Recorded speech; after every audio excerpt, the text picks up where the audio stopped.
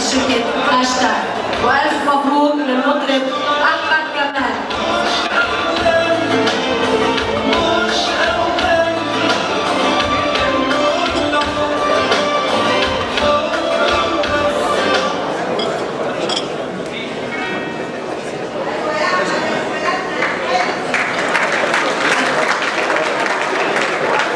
ودي تحية من فيفي عبده. أحمد أنت زي ما قلت لزملائك الطالعين في ستار أكاديمي ولا في أرب أيدل، يعني أنتم فنانين صاعدين وقدر، وهيك كده في أول المسيرة تلاقي نفسك أخذت جايزة، تحملك طبعا مسؤولية.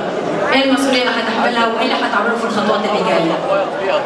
طبعا أنا برحب بالفنانين الكبار والأسماء الكبيرة اللي موجودة معنا، وعايز أقول إن المرة الثانية هي السنة الثانية للميمة أفضل مطرب صاعد، بتحملني مسؤولية أكبر، ولكن بتقول لي ان ده مؤشر ان الناس زي ما وقفت معايا اول مره وقفت معايا ثاني مره، بقول يا رب كل سنه نفضل مع بعض واكون قد المسؤوليه دي واكون عند حسن ظنهم ان شاء الله، وتسمعوا البوم جديد بيجو في عيد الفطر ان شاء الله.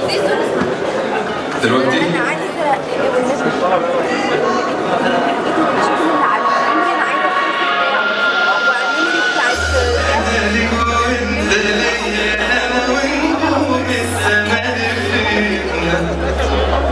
ومفيش حد غيرنا هنا، وشه يا حبيبي تاني.